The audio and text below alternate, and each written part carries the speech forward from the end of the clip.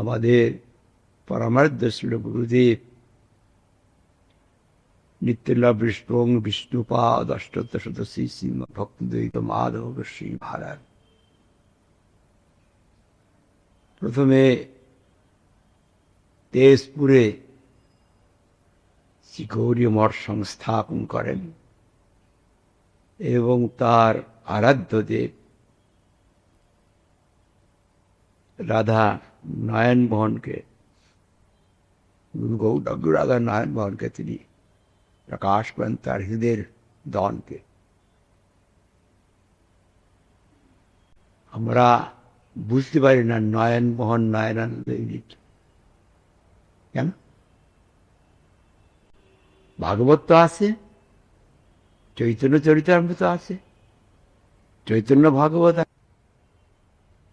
মহাপ্রভু ধর্মের নামে মহাপুরুষ শিক্ষার বিরুদ্ধে সমস্ত কথা থাকবে প্রচার, এটাই মহাপ্রভুতা। এরকম অবস্থা হয়েছে। আউল বাউল কর্তা ভজা নেরা দরবেশ সাই সহজিয়া সখী বেকি স্মার্ত জাল কুসাই অতিবারী চূড়াধারী গৌরাঙ্গ নাগরী তোতাকে 13 সঙ্গ নাহি করি, তার সঙ্গে 3 তারা 39। তখন মহাপ্রভু দেখলেন এরা কেউ বুঝল না, আমার নিজের লোককে যদি না পাঠাই জগতের কল্যাণ হবে না। এই জন্য কমল মঞ্জুরি তিনি ভক্তিবিনোদ ঠাকুর একজন গৃহস্থ একজন ছিলেন এরকম না, বিয়ের একটা লীলা করেছেন। গৃহস্থ লোকেরা কি করে এটা দেখে সেগুলি উত্তর দিবার জন্য লীলা করেছে। আবার পরে বাবাজিও হয়েছে। যে সমস্ত তিনি লিখেছেন সাধারণ মানুষ লিখতে পারে। আমার এখনো মনে আছে সর্বগেতে খগেন প্রভুর বাড়িতে, আমাদের দামোদর মহারাজের আত্মীয়, সেখানে গুরু মহারাজ ছনের ঘর, সেখানে মহোৎসব হচ্ছে, তার নিচে গুরু মহারাজ ডিকটেশন করছেন, আমি লিখছি। হঠাৎ তিনি বললেন ভক্তিবিনোদ ঠাকুর কল্যাণ কল্পতরুটা তুমি পড়ে আমাকে শোনাও। আমি হঠাৎ কি ব্যাপার, কেউ নাই, গুরুদেব আছেন, আমি আছি, ব্যাপার ঠিক আছে আপনি বলছেন যখন। আমার ভিতরে কি সন্দেহ বা আমার মতো লোকের মতো নাস্তিক ব্যক্তির কিরকম চিত্তবৃত্তি, সেটাকে দূর করবার জন্য, এটার দ্বারা আমরা বাস্তব নিত্যমঙ্গল লাভ করতে পারি না। এই জন্য তিনি হয়তো বলেছেন।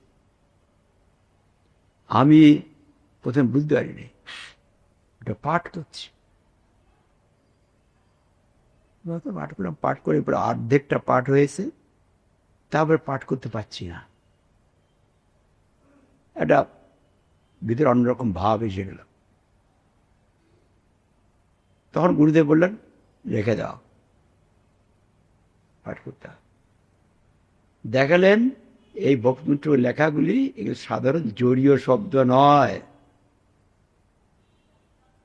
এটা যারা ভগবানের নিজজন তার মুখ নিঃসৃত বাণী, এটা যে পরব্রহ্মের শব্দ, ভগবানের সঙ্গে অভেদ। তুমি মনে করছো কি সে একজন সাধারণ গৃহস্থ, সে লিখেছে এসব, এইটা তুমি মনে করছো, এখন তোমার কি হলো? এখন বড় মনে আছে। গুরুদেব কৃপালু তো, যাতে আমাদের অপরাধের দ্বারা আমরা তাত্ত্বিক ভক্তি থেকে চ্যুত না হয়। যে কোনোটা একটা কাজ যারা করেন একটা উদ্দেশ্য নিশ্চয়ই আছে, এই জন্য ভক্তিনাথ ঠাকুর যেগুলি লিখেছেন সেগুলি ভগবান থেকে অভেদ, সেটাকে আশ্রয় করলে ভগবানকে পাওয়া যাবে। তাতে শরণাগত হয়ে তার পরম্পরায় তাকে অবলম্বন করে আমাদের ভক্তিযুদ্ধ সরস্বতী গোস্বামী ঠাকুর আটলেন। তিনিও নিত্য পার্ষদ, নয়নমণি মঞ্জুরি। এই জন্য নাম রাখলেন নয়নানন্দ। নয়ন তার গুরুদেব, তার আনন্দ বর্ধন করেন সেই কৃষ্ণ। বাইরের লোক বুঝতে পারে এটা কি নাম। নয়ন মোহন, নয়ননাথ। আর সেখানেই যেন আমাদের যিনি গুরুভাই জগবন পৌঁছিলেন, তিনি বললেন এই প্রভুদেশের নয়নমণি, নয়নমণি, কেন এটা আপনার গুরুদেব সেভাবে দেখেন। এই জন্য পুরুষোত্তম স্থানে, যে স্থানে প্রভুপাদের আবির্ভাব স্থলী, তার অলৌকিক শক্তির দ্বারা প্রকাশ করলেন। যে ইস্কন গিয়ে সব চারিদিকে মামলা টামলার দিকে, অনেক ভাড়াটিয়া দিকে 40 বছর ভাড়াটিয়া এখানে কেউ পাবে না, পালিয়ে গেলে। আর গুরুদেবের এরকম শক্তি ছিল যেটা তিনি ধরবেন, করবেন, না করেছেন। সব গুরু ভাইরা বলছেন আপনি যদি না হন তাহলে আমাদের গুরুদেবের আখ্যানটা প্রকাশিত হবে না। আপনি অনেক দিকে অনেক মঠ করছেন, এটা করবেন না, আপনারা যখন বলছেন তখন করব। এই যখন সংকল্প নিলেন, আর কি রকম কষ্ট স্বীকার করলেন। আমি বললাম যে কেউ কষ্ট স্বীকার করছে না, আপনার শরীর খারাপ, এইভাবে আপনি দুধারা ধর্মশালায় পীরপাড়ার মধ্যে না ঘুমিয়ে আছেন, সুতরাং আপনি কেন চিন্তা করছেন, এটা হবে না। যখন তারা কেউ চেষ্টা করছেন, তিনি আমার পর উত্তর দিলে না। চিফ মিনিস্টারকে দরখাস্ত লেখো, প্রধানশিব ত্রিপাঠী, এন্ডাওমেন্ট কমিশনকে লেখো, আমার উত্তরই দিলেন। মানে তিনি যেটা করবেন বলে ঠিক করেছেন, যে সব আমার সতীর্থগণ চাচ্ছেন আমি করবই, যেটা তিনি ধরেছেন না করে চায়, অসম্ভবকে সম্ভব করেছেন। কি কোনো কল্পনা করতে পারে না। 40 বছর যাবৎ যে ভাড়াটিয়া রয়েছে সেগুলি যায় কি করে, বলছে এভিকশন অর্ডার হলেও যেতে পারে, উকিলরা বলে। সুতরাং সেই নয়ন আমাদের নাম, প্রভুপাদের নাম, সেই প্রভুপাদের নাম, ভগবানের পার্ষদ, সাধারণ ব্যক্তি নন। ভক্তিনাথ ঠাকুর সাধারণ ব্যক্তি নন, তারা এসে সমস্ত অপসিদ্ধান্তকে দূর করে দিলেন। পৃথিবীতে প্রচারিত হয়ে গেল। এখন তারা চলে যাচ্ছেন সব, এখন খালি সন্ত গোস্বামী মারা আছেন, আর আমাদের ত্রিবিক্রম মারা আছেন, আর তাদের গণের মধ্যে আর কেউ নাই, সব চলে যাচ্ছে। এখন আবার একটা অন্ধকার যুগ আসতে পারে, এটা এত সহজ নয়, এত সহজ আমরা মনে করি। পাণ্ডিত্য, বিদ্যা, বুদ্ধির দ্বারা এটা বোঝা যাবে।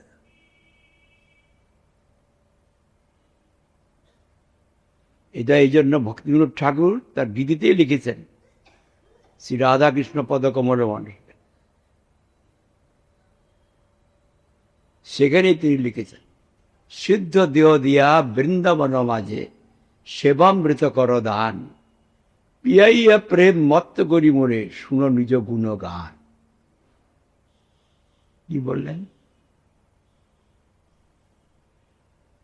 ভগবান আছেন সেই অধক্ষজ ভূমিকায়, অতীন্দ্রিয় ভূমিকায়, নির্গুণ ভূমিকায়। আমি সগুণ ভূমিকা আছি, দেহাত আত্মবুদ্ধি করে দেহের স্বার্থের জন্য ঘুরে বেড়াচ্ছি। কি করে সেটা বুঝবো? তিনি যে অপ্রাকৃত ভূমিকা আছে, অপ্রাকৃত ভূমিকা যদি আমি যাই, তখন তার কৃপা হলে বোঝা যায়। এই জন্য তিনি বলছেন, আমাকে আপনি কৃপা করে সিদ্ধ দেহ প্রদান করুন, অপ্রাকৃত দেহ প্রদান করুন, আর সেবাটা আপনি দিবেন কৃপা করে, সেবামৃত সেটা আপনি কৃপা করে দেন। আর আপনি আমাকে প্রেম, সেই যে শুদ্ধ প্রেমটা পান করান, আপনি নিজেই সেটা আপনার মহিমা আমার মুখ দিয়ে কীর্তন করে আপনি নিজে শুনুন। আমরা গ্রন্থ পড়েই করে খুব বুদ্ধিমত্তা কসরত করে খুব বললাম, এইভাবে সেই কথা হয় না, সে কথাটা অবতীর্ণ হয়।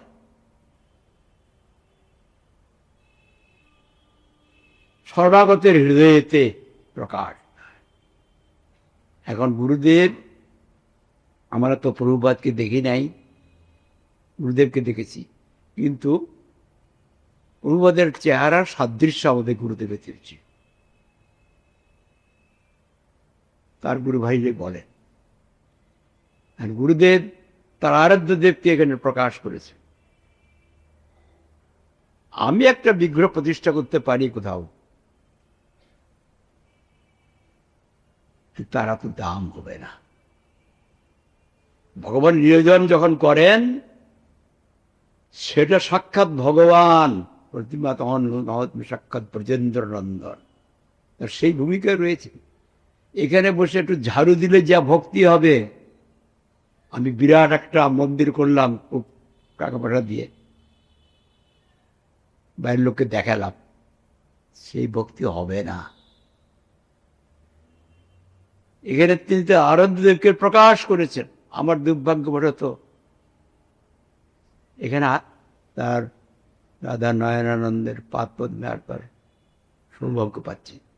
গুরুদেবের হৃদয়ের ধন গুরুদেব প্রকাশ করেছেন, পুরীতে এই ইসেতে প্রকাশ করেছেন, পুরীতেও তিনি প্রকাশ করেছেন, এখানে আমাদের তেজপুরে, তারপর গুয়াহাটি, গোয়ালপাড়া, আর সর্বগে আমাদের পরম গুরুদেব। তার প্রধান স্থান সেখানে গুরুদেবই প্রথম গিয়েছিলেন, সেখানেতে সেই বিগ্রহ প্রকাশিত করেছে। এই যেখানে ভগবান নিয়োজন তার আরাধ্যদেবকে প্রকাশ করেন, সেটা সাধারণ জগতের অংশ নয়,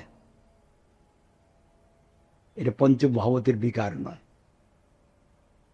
প্রভুপাদ তিনি ছিলেন কলিকাতা, তোমার নাম ছিল, এখন কলকাতা করেছে, কলকাতায় ছিলেন, বাগবাজার গৌরী মঠে। বলে আমি কলিস্থান কলকাতায় থাকি না, কিন্তু আছেন তিনি কলকাতা, কলিস্থান কলকাতা থাকে। তার মানে কি? তার আরাধ্যদেব রয়েছেন কোথায়? তার ধাম হচ্ছে বৃন্দাবন ধাম। এটা এই গৌড়ীয় মঠ, বাগবাজার গৌড়ীয় মঠ এই কলকাতার একটা পঞ্চমহাভূতের অংশ নয়, বা এই পশ্চিমবঙ্গের একটা অংশ নয়, বা পৃথিবীর একটা অংশ নয়। এখানে ভগবান অবতীর্ণ হয়েছে।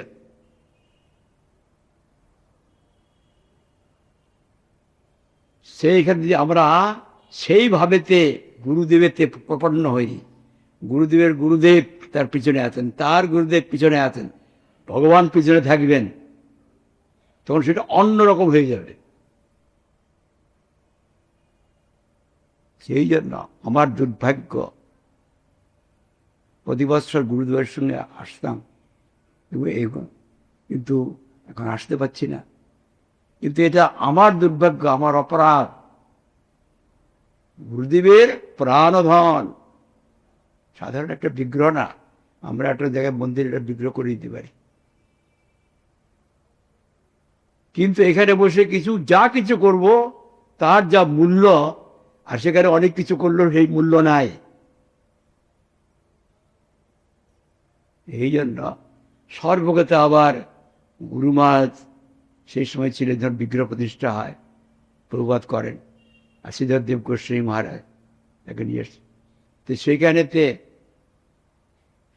যাওয়াটা সৌভাগ্যের কথা। আগে সেখানেই সমস্ত অনুষ্ঠান, সব ভক্ত সেখানে একত্র হতেন, এবং প্রভুপাদের ইচ্ছাতেই গুরুদেব সেই সেবাটা পেলেন, এমনি দিয়ে দিলেন মারা। যেমন প্রভুপাদের আবির্ভাব স্থানটা সকলেই চেষ্টা করে, কেউ পায়নি, গুরুদেব পেলেন কেন? যাকে তিনি দিবেন তিনি পাবেন। যাই হোক, আমার একটা সৌভাগ্য যে এখানে রাধা নয়নানন্দজির এখানে আসলাম, যারা এখানে গুরুদেবের আশ্রিত, সতীর্থ প্রতি সদ্ধর্ম। আমার গুরুদেবের খুব প্রীতি আছে, কিন্তু গুরু ভাইয়ের প্রতি কোনো প্রীতি নাই। এটা গুরুদেবের শিক্ষা নয়। গুরুদেব তার গুরু ভাইদের খুব সম্মান করতেন, দেখেছি, আচরণ করে শিক্ষা দিয়েছে। সুতরাং যেখানে গুরুদেবের কৃপাপ্রাপ্তরা রয়েছেন, তারা আসে সেবা পরিচালনা করছেন। আমাদের গুরুদেবের স্থান রক্ষা করছে, সেবা করছে, এরা আমাদের পূজ্য। আমি বঞ্চিত হয়েছি, আমার কোন অপরাধ করে আসতে পারছি, কি করা যায়? ঠিক করেও আবার আসতে পারি না, আবার বিঘ্ন হয়ে তারপরে আসা হয়। আবার এইবার নয়ন মোহনের ওখানে প্রতিজ্ঞাপনের সৌভাগ্য হলো না, ওই 2-3বার গোলমাল হয়ে গেল। আবার এবার বোধ হয় গোয়ালপাড়া যাওয়া হবে এবং সর্বজ্ঞ যাওয়া মনে হয়, যাওয়া হতে পারে। অপরাধ স্খলনের জন্য সেখানে যেতে হবে। আজকে তিথি আছে, তিথি সম্বন্ধে কিছু বলতে হবে। আজকে হচ্ছে জয়া একাদশী তিথি। জয়া একাদশী তিথি, এই তিথিতে আমাদের একাদশী মাহাত্ম্যতে লিখছেন যে ভবিষ্যত্তর পুরাণ, তারপরে আবার কৃষ্ণ বললেন পদ্ম পুরাণ, তার পুরাণের উদাহরণ দিয়ে যুধিষ্ঠির মহারাজ কৃষ্ণকে প্রশ্ন করছেন, আপনি তো জগৎপতি বলে নয়, আপনি অবতারই, সকল সমস্ত ঈশ্বরের ঈশ্বর, পরমেশ্বর। সেখানে জগৎপতি এইসব না রয়েছে। এখন যুধিষ্ঠির মহারাজ তার কাছে প্রার্থনা করছেন, আপনি সব সৃষ্টি করলেন, আমার সৃষ্টি করতে আমার দেখি ব্রহ্মা, আপনি মূলে আছেন। কি কি সৃষ্টি? জরায়ুজ প্রাণী, এগুলো মায়ের পেটের থেকে আসেন, যে বলে গর্ভের থেকে। আবার অন্ডজ প্রাণী ডিম্ব থেকে আসে, স্বেদজ প্রাণী গর্ভের থেকে আসে, উদ্ভিজ্জ প্রাণী। এর সৃষ্টিকর্তা আপনি, এর পালনকর্তা আপনি, এর নাশকর্তা বললেন। এখন যারা ভগবত বিমুখ এবং ভগবানের বিমুখে সংসারটা দেখছে, তাদের তখন কি হয়, সংসারের চকমকটা দেখে ভোগ করতে ইচ্ছা। যেরকম পোকাগুলি, তার চক্ষু ইন্দ্রিয়টা খুব প্রবল, এখন আগুনটা জল জল উঠছে, ও খুব আনন্দ দিচ্ছে, লাভ দিয়ে পরে জ্বলে পড়ে পড়ে। আমরা যখন ভগবত বিমুখ হব, সামনে দেখবো মায়া।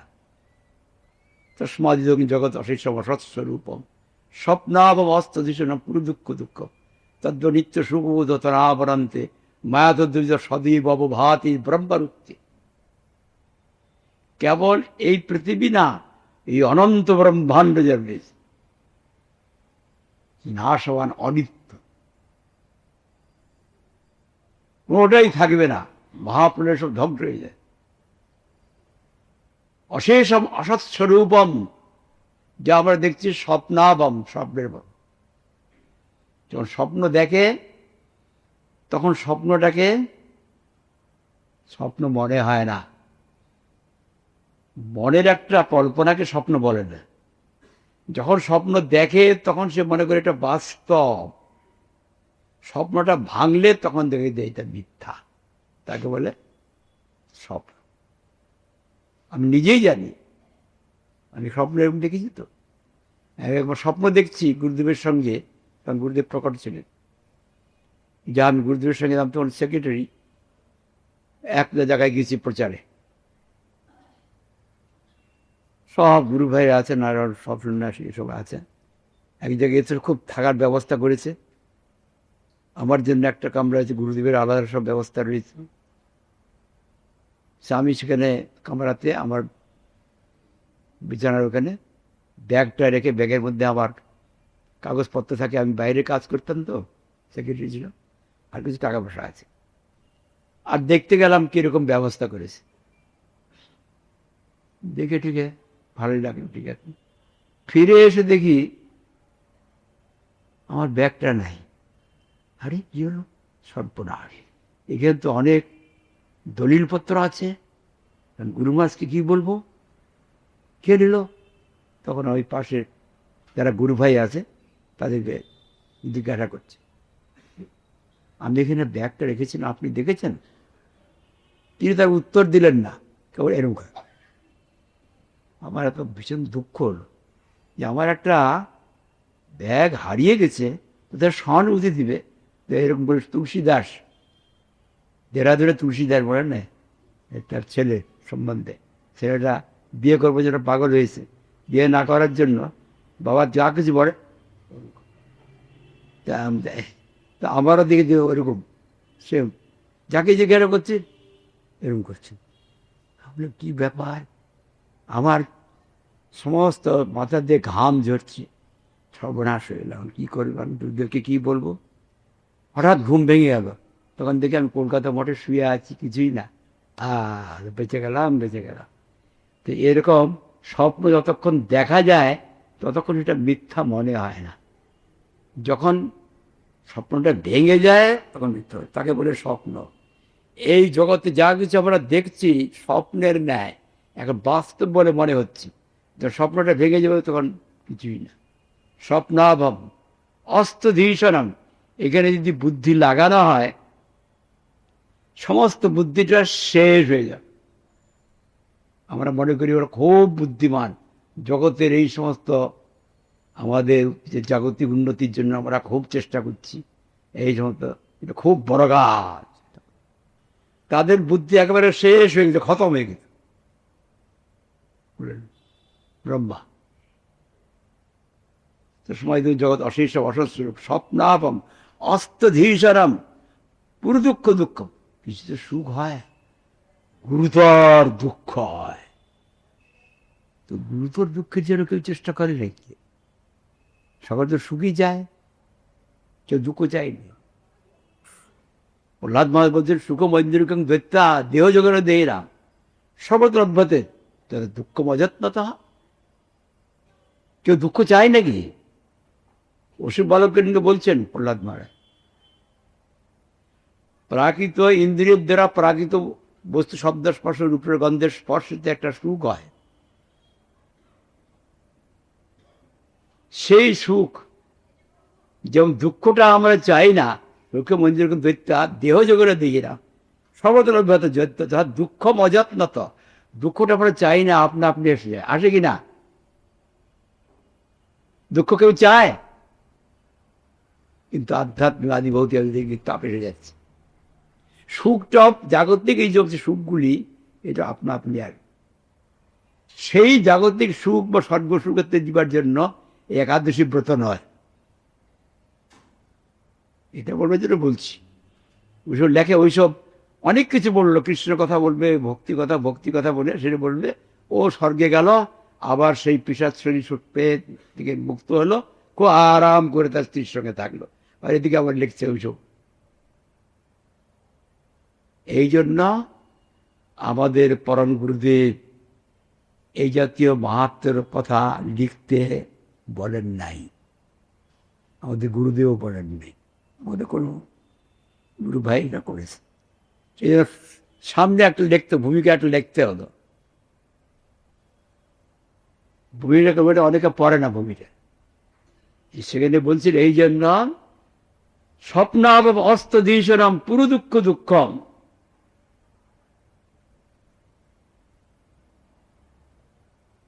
গুরুতর দুঃখ দুঃখের জন্য সুখের জন্য, হ্যাঁ সুখের জন্য করে। হে কৃষ্ণ, আপনি এই জগতের কারণ, আপনি এই ব্রহ্মাণ্ডে, অনন্ত ব্রহ্মাণ্ডের কারণ আপনি। আপনি হচ্ছেন পূর্ণ সচ্চিদানন্দ, আনন্দময়, রসামৃত মূর্তি। আপনার বিমুখ যখন হয়, আপনার ছায়াটা আসে মায়া। মা মানে নট দ্যাট, যেটা আমি দেখছি জগৎ থেকে নিত্য মনে হয়, কিন্তু নিত্য নয়, অনিত্য। জ্ঞানময় মনে হয়, জ্ঞান মানে অজ্ঞানময়। আনন্দময় মনে হয়, কিন্তু আনন্দের অভাব। জল জল করছি, যেরকম পোকাগুলি আগুনের আলো দেখে একেবারে ঝাঁপিয়ে পড়ে আর মরে, ঠিক তদ্রুপ ভগবত বিমুখে সে মায়াটাকে দেখে এটা সুখ দিবে বলে আমরা ঝাঁপ দিয়ে পড়লাম, ঝাঁপ দিয়ে পড়ে জ্বলে পড়ে মরল। Right about turn towards Krishna ভগবান, তিনি হচ্ছেন অখিল রসামৃত মূর্তি। সেখানেই আনন্দ রয়েছে। রসবৈশ্বর যে বাংলাব্দানন্দ, রস পার্সনিফাইড কৃষ্ণ। আপনারা এখানে আছেন, আস্তিক নাস্তিক কেউ শরীরটাকে ব্যক্তি বলে না, প্রমাণ করতে পারে। এখানে যদি একটা লোক মরে যাক, আপনার সব পালিয়ে যান, মরে যায়, হরি বল হরি বল, কেউ আর থাকবে না। একটা লোক মরলেই তাকে ছুলে স্নান করতে হবে। দেখো, যতক্ষণ চেতনটা থাকে, ইচ্ছা ক্রিয়া অনুভূতি, ততক্ষণ তার ব্যক্তিত্ব। সেই ব্যক্তিত্বের মধ্যে এরকম একটা সত্তা, সেটা নিত্য থাকে। কিন্তু ভগবানকে ভুলে মায়ের মধ্যে পড়ে এই অনিত্য দেহেতে এসে মনে করছে আমি শরীর হয়ে জন্মগ্রহণ, আমি শরীরটা আমি থাকলাম, মরে যাব। আমি জন্মালাম না, মরলাম না, এসব সুখ দুঃখ আমার নয়। কিন্তু ভগবানে ভুলে এই মায়ার চক্করে পড়ে গেছে। 84 লক্ষ জনই ভগবানদের বলছে তোমরা আমার সেবা করতে চাও না, ভোগ করতে চাও, আমি তোমাদেরকে ভোগ জনি না দিলে তোমরা ভোগ করতে পারো না। আমাকে এই ব্রহ্মাণ্ড সৃষ্টি করতে হবে এবং 84 লক্ষ জনি তার মধ্যে প্রবেশ করে সুখ করো, আমাকে ভোগ করতে হবে। জরজা নবরক্ষানি স্থাবরা লক্ষ বিংশতি কৃমিয় রুদ্র সংখ্যকা পক্ষিণাং 10 লক্ষগম 30 লক্ষানি পশব 4 লক্ষানি মানবা। এই মনুষ্য জন্মে ভগবান বিবেক দেয়। এখন চিন্তা করো, তুমি ভোগ চাও, তাহলে আবার এই 80 লক্ষ জন ভ্রমণ করো। জড়জন্তু হয়ে, মাছ কুম্ভীর হাঙ্গর হয়ে জন্ম না, 9 লক্ষ, 20 লক্ষ বৃক্ষ জন্ম, পোকা কৃমি ইত্যাদি হয়ে 11 লক্ষ, 10 লক্ষ পক্ষী জন্ম, পশু জন্ম 30 লক্ষ, কুকুর বিড়াল ছাগল হয়ে তারপরে আবার মনুষ্য হবে। মনুষ্য ভগবান বিবেক দিয়েছেন, মনুষ্যকে সৃষ্টি করে ভগবানের আনন্দ কেন হয়? এই জন্য যে এরা অসৎকে ছেড়ে সৎকে গ্রহণ করতে পারে। যে সেটা সে না করে, বিবেকটা লাভ করেও তখন সে হচ্ছে মহা দুর্ভাগা এবং নিজের সর্বনাশ করছে, অপরের সর্বনাশ, তার দণ্ড হবে প্রচুর। এই সমস্ত পাখি পশুদের দণ্ড হয় না, তারা অবোধ, তারা জানেই না কোনটা পাপ কোনটা পুণ্য, জানেই না। তাদের গ্র্যাজুয়াল ডেভেলপমেন্ট অনুসারেতে তারা এসে মানুষরা হবে। কোনো যদি হঠাৎ যদি কোনো কিছু স্বীকৃতি করে ফেলে, যেমন কবুতর করেছিল, করে ফেলে, তখন হয়তো অনেক ডবল 3 ডবল প্রমোশন হয়ে যেতে পারে, কিন্তু সাধারণত হয় না, গ্র্যাজুয়াল তব মনুষ্য হয়। মনুষ্যতে বিবেক দেয়, অসত্যকে ত্যাগ করে সত্যকে গ্রহণ করতে হবে। এখানে কি বলছেন পড়ে দেখবেন, একাদশী মাহাত্ম্য। এইসব আপনার ভগবানের এটা কিছু না, এই সমস্ত অনন্ত ব্রহ্মাণ্ড সৃষ্টি এটা খুব বড় কথা না। যাই হোক, সেখানে এটা বলছেন, আপনি এটা করেছেন, তা আমি এই বিষয়ে আর কিছু বলতে চাই পদ্মপুরাণ থেকে। কৃষ্ণ বলছে, কৃষ্ণ উত্তর দিচ্ছে না। এটা হচ্ছে মাঘ মাসের শুক্লপক্ষের একাদশী, এর নাম হচ্ছে জয়া একাদশী। এই একাদশীর মহিমা এই সমস্ত পাপ থেকে, প্রেতজনির থেকেও মুক্ত হয়ে, প্রেতজনি লাভ করলেও তার থেকে মুক্তি হয়। এর মতো সমান আর একাদশী নাই। তার উদাহরণ দিতে গিয়ে সেখানে বললেন রাজা চিত্রসেনের কথা। দেবরাজ ইন্দ্র তিনি তার সমস্ত অপ্সরাগণকে একত্র করেছেন, 50 কোটি অপ্সরা। 50 কোটি অপ্সরা, চিন্তা করতে পারে। সে অপ্সরাদের গান নৃত্য হবে, আর গন্ধর্ব তারা তো গানেতে নৃত্যতে এই সমস্ত খুব তারা পারঙ্গত। সেই ইন্দ্রকে প্রসন্ন করবার জন্য রাজা চিত্রসেন এবং তার সহধর্মিণী তাকে অবলম্বন করে তার বংশেতে সেখানে মল্লবান আসলেন, সুপুরুষ, খুব সুপুরুষ। তাকে দেখে পুষ্পবতী বলে একজন গান্ধর্বা, তিনিও পরমা সুন্দরী, তিনি আকৃষ্ট হলেন সেই মল্লবানের প্রতি।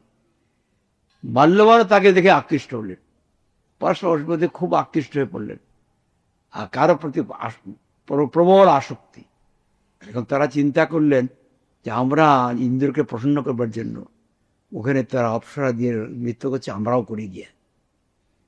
এই বলে তারা সেখানে গিয়ে এখানে নৃত্য করছে। কিন্তু যেখানে আবেশ হয়, আসক্তি হয়, সেখানে তাল বেতাল হয়ে যায়। ওর প্রতি আসক্তি রয়েছে তো, আসক্তি ওদিকে দৃষ্টিটা আছে তো, সুতরাং যেটা কাজ গানটা করছে সেদিকে তো দৃষ্টি নেয়, উল্টাপাল্টা হয়ে যায়।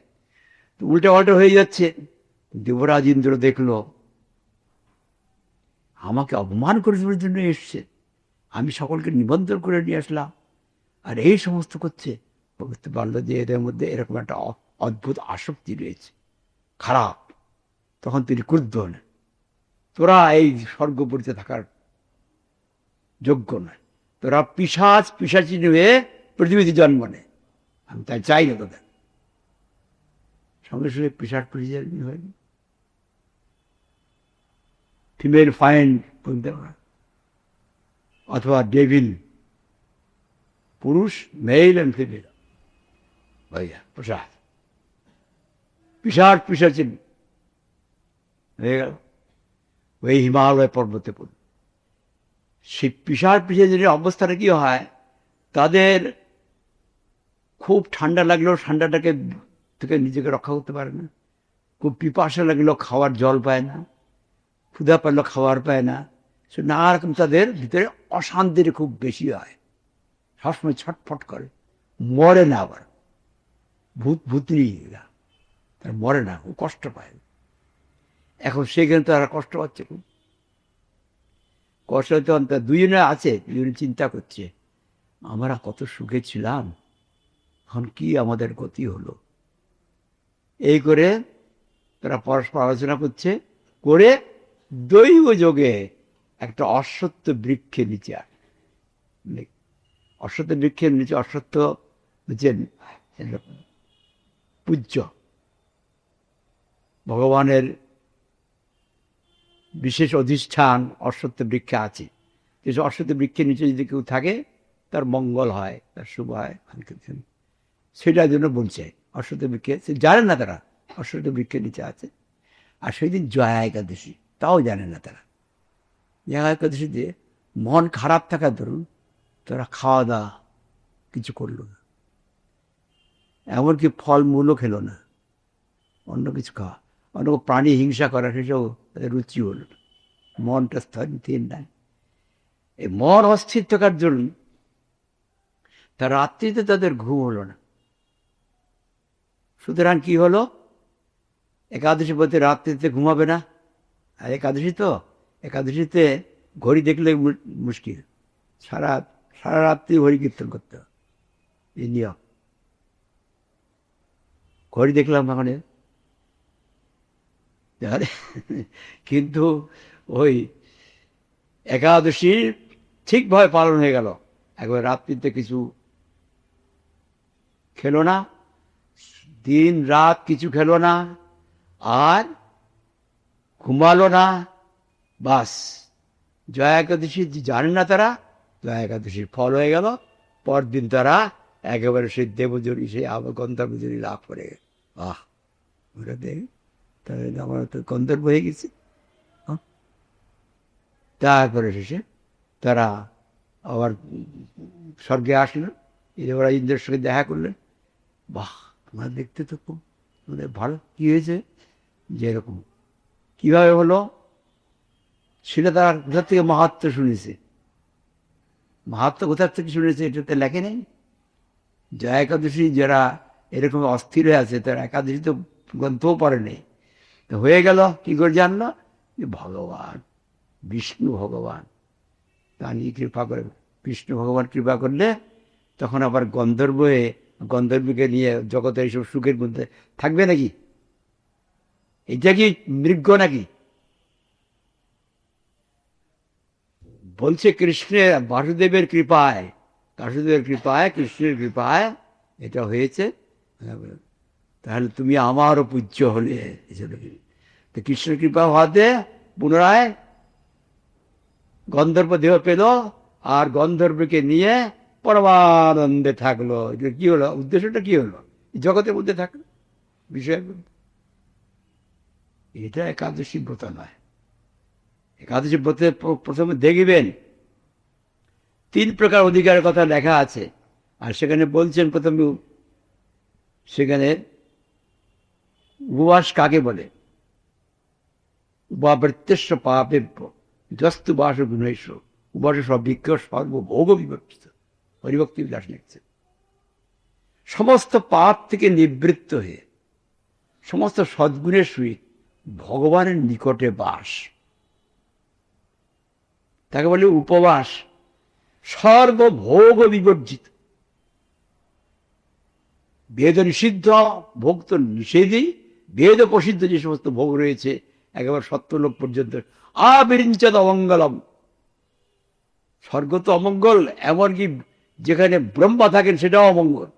সমস্ত পৃথিবী, আমি পৃথিবীর নই, ব্রহ্মাণ্ডের নই, আমি ভগবানের। ভক্তি তখনই হবে যখন সর্বপাদি বিনির্মুক্ত তৎপরত্ব নির্ভর হিসেবে ভক্তি ইচ্ছাতে আমরা বলি, উচ্চারণ করি, সেভাবে প্রতিষ্ঠিত হই। সমস্ত স্থূল সূক্ষ্ম শরীর অভিমান ত্যাগ করতে হবে।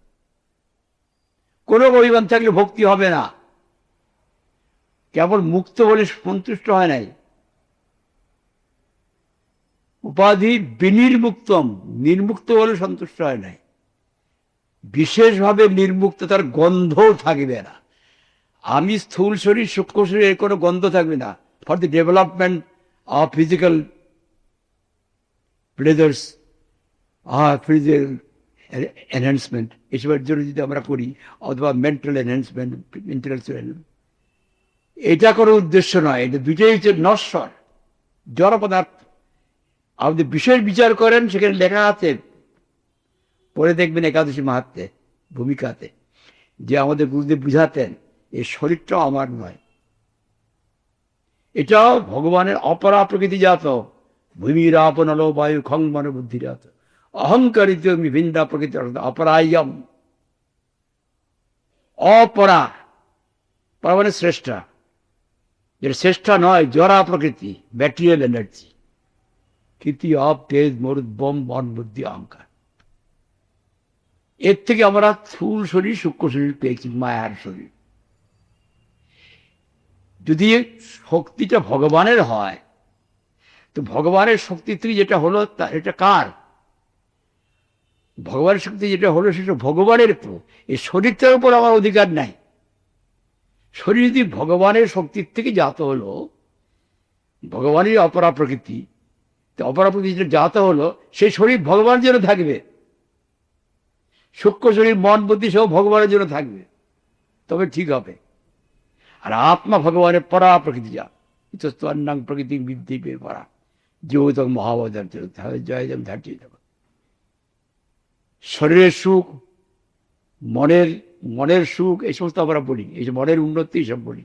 তাতে বলা হয়েছে যে আজ শ্রেষ্ঠ তারা বিচার করেন সবটা তার। আমার শরীরটার মালিক ভগবান, সূক্ষ্ম শরীরের মালিক ভগবান, আত্মারও মালিক ভগবান। ভগবানের বস্তু ভগবানের সেবা দেন, আর কিছু তার তদীয়ত্ব প্রতিষ্ঠিত হয়ে করল, তখন হবে ভক্তি।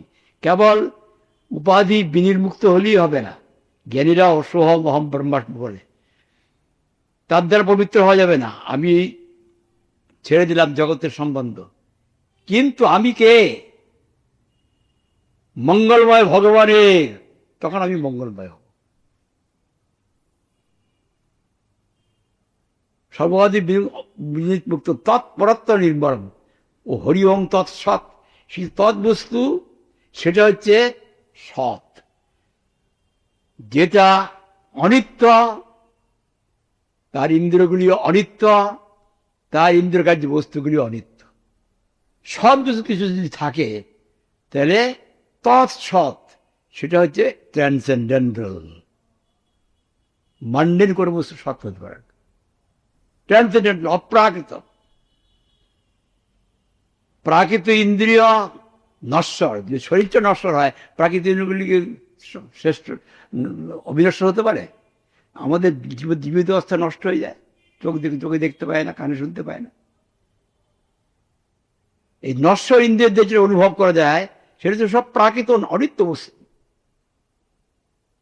এবং সূক্ষ্ম ইন্দ্রিয়, এটা মন, বুদ্ধি, অহংকার, এটা মিথ্যা অভিমান। তার থেকে যে সমস্ত কামনা হয়, কামনা অনুসারে জন্ম হয়। প্রকৃত ব্যক্তির হচ্ছে আত্মা, সে আত্মা ভগবানেরই শক্তাংশ। সুতরাং ভগবানের নিত্য দাস।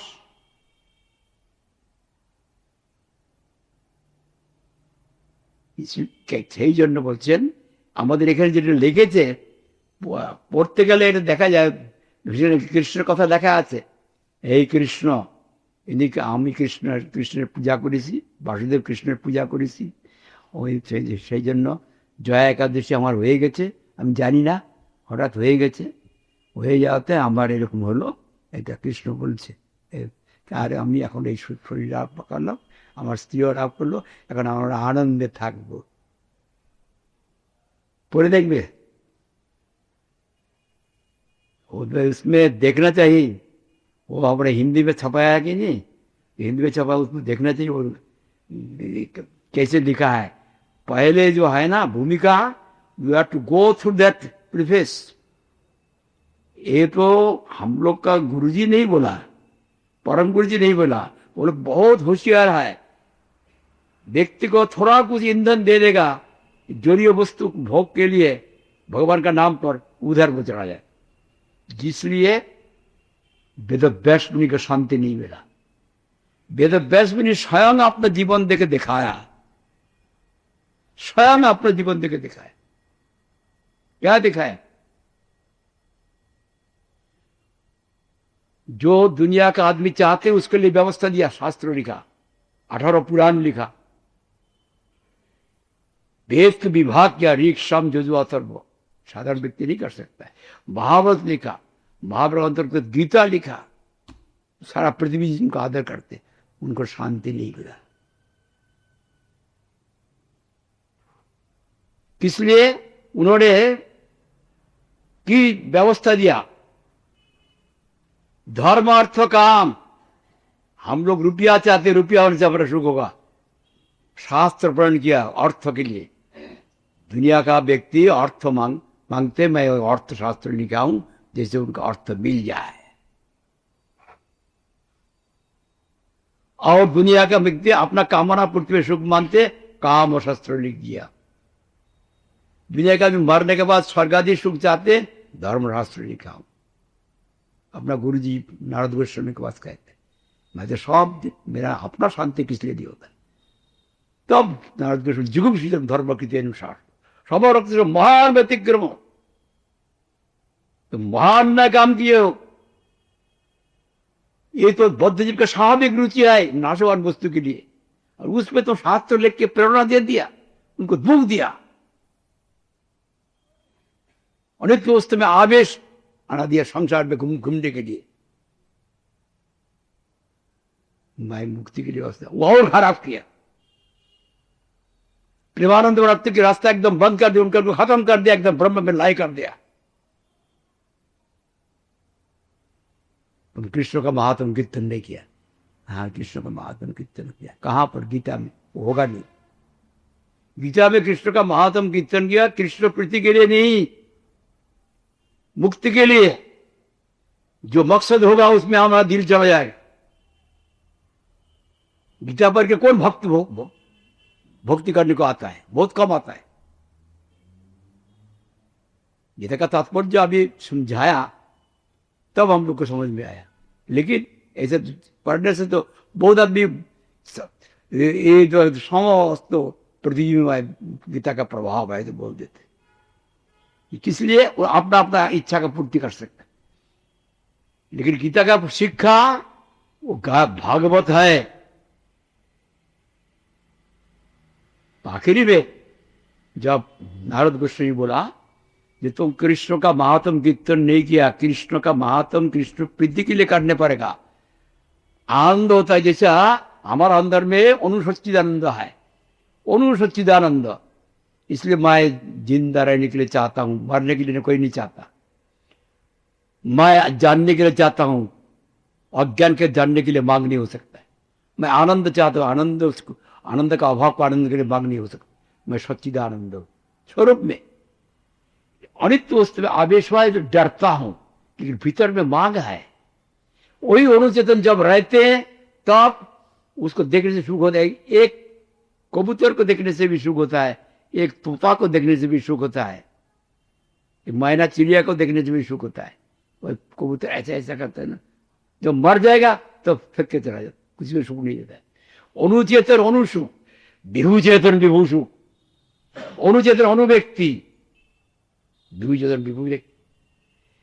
जो जड़ पदार्थ का हम लोग को कहते हैं वास्तव है, जड़ पदार्थ वास्तव है। जड़ पदार्थ तो स्वयं उसका अपना कोई सत्ता है जड़ पदार्थ का। जड़ पदार्थ तो कभी आके कहते मैं जड़ हूं। Matter comes to say to anybody that I am matter. Only conscious principle imparts materiality matter. Matter has got no independent existence. चेतन का सत्ता से उनका सत्ता है। तमाम चेतन का कारण विभु चेतन भगवान जो वा इमानी भूतानि जायन्ते येन जातानि जीवन्ति यत् पर्यन्तो विषं विरन्ति तद्विजिक्य तदेव ब्रह्म। ये परम ब्रह्म कृष्ण खरातम कक्षरात्म अतस्मै लोके वेदे भवित पुरुषोत्तम। खरात বস্তু থেকে অধিক তার তাকে অতিক্রম করে ভগবান। আর অক্ষর ব্রহ্ম পরমাত্মা থেকে শ্রেষ্ঠ থেকে বলে পুরুষোত্তম ভগবান কৃষ্ণ জগন্নাথ, নিজের পুরুষোত্তম। সেখান থেকে সব আসছে, তারই দ্যুতিকে ওই জ্ঞানীরা ব্রহ্ম মনে করে সেখানে লয়। Hell of the person of Supreme Lord Sri Krishna. যদি কারণে ব্যক্তি না থেকে কার্যে ব্যক্তি হতে পারে, নাথিং সামথিং এর কারণ হয় না। Something is cause of something. কারণে তো ব্যক্তিত্ব আছে, সেই ব্যক্তিটা এরকম না, বরণশীল না, অপ্রাকৃত সচ্চিদানন্দ বিগ্রহ রসবৈশ্বর যেবাং লব্ধান রস পার্সনিফাইড কৃষ্ণ।